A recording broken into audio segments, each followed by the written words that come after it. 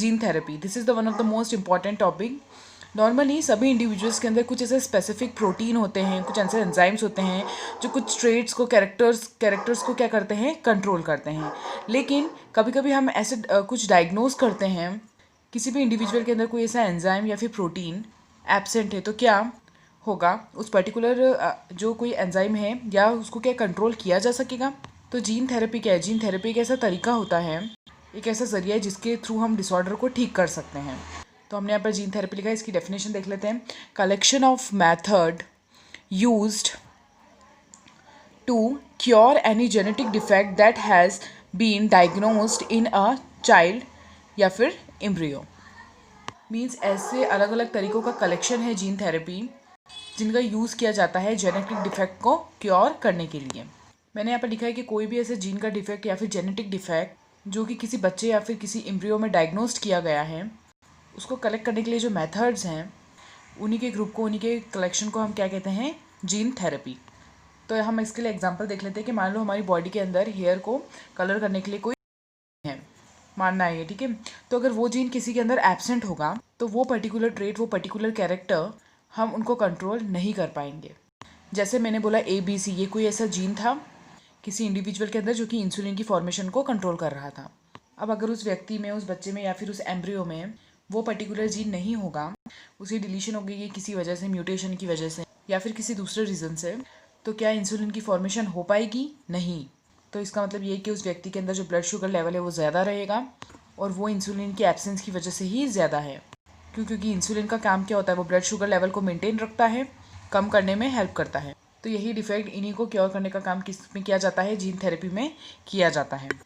देखो अब ये याद रखने वाली चीज़ है कि सबसे पहले जीन थेरेपी 1990 में 4 इयर्स ओल्ड एक गर्ल थी, उसके अंदर सबसे पहले जीन थेरेपी को करवाया गया था। अब क्यों करवाया गया था? क्योंकि उस बच्ची के अंदर डिफिशियंसी थी एक एंजाइम की जिसका नाम था एडिनोसाइन डीअमाइनेज। एक ऐसा जीन जो एडिनोसिन ये जो डिमाइनेज है इसको बनाता है, इसको कोड करता है, वो जीन एब्सेंट था इस बच्चे के अंदर, डिलीट हो चुका था इस बच्चे के अंदर से। और यही कारण है कि उस बच्चे के अंदर एडिनोसिन डीअमाइनेज की फॉर्मेशन नहीं हो रही थी। और जब ये एंजाइम नहीं बनेगा तो जो इसका इम्यून सिस्टम है वो कैसा हो जाएगा, वीक हो जाएगा।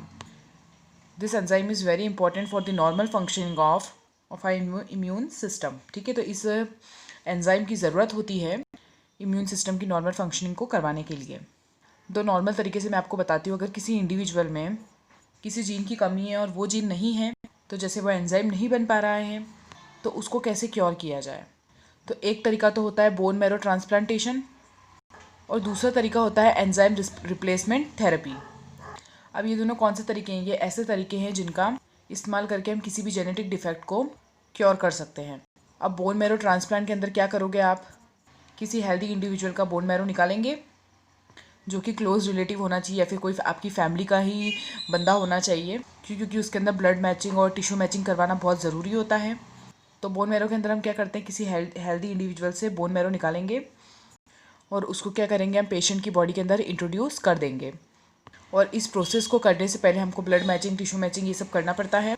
और ज़्यादातर डॉक्टर्स प्रेफर करते हैं कि पेशेंट का कोई क्लोज रिलेटिव हो, तो उसी से ही वो क्या कर लेते हैं, बोन मैरो ले लेते हैं अगर वो हेल्दी हो तो। अब ये बोन मैरो ट्रांसप्लांटेशन हो गया। दूसरा होता है एंजाइम रिप्लेसमेंट थेरेपी। अब इसके अंदर क्या होगा, या तो आर्टिफिशियली एंजाइम सिंथेसाइज कर रहे होंगे या फिर किसी हेल्दी इंडिविजुअल से आपने वो एंजाइम लिया और पेशेंट की बॉडी में उसको इंट्रोड्यूस करवा दिया। लेकिन ये दोनों ही मेथड कम्प्लीटली क्योर नहीं कर सकती उस पेशेंट के जेनेटिक डिफेक्ट्स को। क्यों? क्योंकि ये जो एंजाइम्स या फिर ये जो सेल्स हम ट्रांसफ़र कर रहे हैं वो कैसे हैं, वो इमॉर्टल है। ऐसा तो होगा नहीं कि वो अमर हो गए। तो अगर ये दोनों तरीके हम यूज़ करते हैं किसी भी पेशेंट को ठीक करने के लिए, उसके जेनेटिक डिफेक्ट को ठीक करने के लिए, तो ये दोनों चीज़ आपको टाइम टू टाइम करवानी पड़ती है। पीरियोडिक ट्रांसफॉर्मेशन चाहिए होता है दोनों मेथड्स का।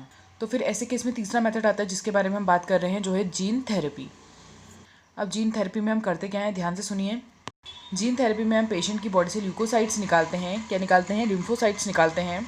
और एक आर्टिफिशियल मीडियम में यानी कि कल्चर में हमने इन लिम्फोसाइट्स को क्या करवाया, ग्रो करवाया। तो पेशेंट की बॉडी से हमने क्या निकाले हैं, लिम्फोसाइट्स निकाले हैं। मैं आपको बता दूं कि जो बोन मैरो है, आप वहाँ पर देखोगे तो आपको कुछ स्पेशलाइज्ड सेल्स दिखेंगे जिनकी जो डेवलपमेंट है वो एसोसिएटेड होती है थायमिन से, जिस तभी तो उसका टी लिम्फोसाइट उसका नाम होता है। तो बी लिम्फोसाइट्स और टी लिम्फोसाइट्स ये दोनों ही बहुत ज़रूरी हैं हमारे इम्यून सिस्टम को रेगुलेट करने के लिए। दोनों की फॉर्मेशन जो है वो बोन मैरो में होती है, लेकिन ये जो टी लिम्फोसाइट है इसकी जो फॉर्मेशन होती है वो थाइमस में होती है, इसलिए उसका नाम टी लिम्फोसाइट या फिर टी सेल्स होता है। तो हमने यहाँ पर लिम्फोसाइट को पेशेंट की बॉडी से निकाला और फिर उसके अंदर हमने क्या करा, कॉम्प्लीमेंट्री डीएनए को डाल दिया।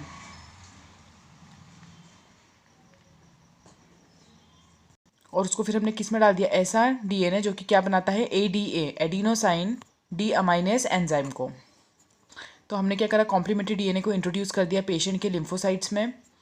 अब क्वेश्चन ये आता है कि कैसे इंट्रोड्यूस करते हो, तो आप बताओगे रेट्रोवायरल वेक्टर का यूज़ करके हम इसको इंट्रोड्यूस करवाते हैं। एक रेट्रोवायरस का यूज़ करोगे आप और इसकी मदद से आप इस कॉम्प्लीमेंट्री डीएनए को पेशेंट के लिम्फोसाइट्स तक आप इसको इंट्रोड्यूस करवा दोगे। अब जैसे ही आपने पेशेंट के लिम्फोसाइट्स में कॉम्प्लीमेंट्री डीएनए डाला, क्योंकि आपने इसी व्यक्ति से निकाले थे ये लिम्फोसाइट्स, तो वापस इसी की बॉडी के अंदर डालने में हमको कोई दिक्कत नहीं आएगी। अब हम इन लिम्फोसाइट्स को जिनके पास में कॉम्प्लीमेंट्री डीएनए है, हम इनको वापस पेशेंट की बॉडी के अंदर इंट्रोड्यूस कर देंगे और पेशेंट की जो बॉडी है वो आसानी से उसको रिसीव भी कर लेगी, क्योंकि वो उसी की बॉडी के लिम्फोसाइट्स थे, राइट। तो अब ये जीन जब इंट्रोड्यूस होने के बाद में उनकी बॉडी में जाएगा तो वो डीएनए बनाएगा, फिर आरएनए बनाएगा, ठीक है, फिर प्रोटीन की सिंथेसाइज होगी। लेकिन जब ये दोनों परमानेंट क्योर नहीं थे, तो ये परमानेंट क्योर कब होगा, कैसे होगा। जीन थेरेपी अगर अर्ली एम्ब्रियोनिक स्टेज पर की जाए तो ये एक परमानेंट क्योर हो सकती है। क्या हो सकती है, परमानेंट क्योर हो सकती है। ये याद रखिएगा, इंपॉर्टेंट चीज़ें। सबसे पहले तो कॉम्प्लीमेंट्री डीएनए को कैसे इंट्रोड्यूस किया हमने पेशेंट में, पेशेंट के लिम्फोसाइट्स में, तो आपको पता होना चाहिए रेट्रोवायरल वेक्टर का यूज़ करके हमने इंट्रोड्यूस किया था। दूसरा, अगर हम बोल रहे हैं जीन थेरेपी परमानेंट क्योर है, तो वो परमानेंट क्योर कैसे है और वो कौन सी स्टेज पर इंट्रोड्यूस करने से होगी, तो वो अर्ली एम्ब्रियोनिक स्टेज पर इंट्रोड्यूस करने से परमानेंट हो सकती है।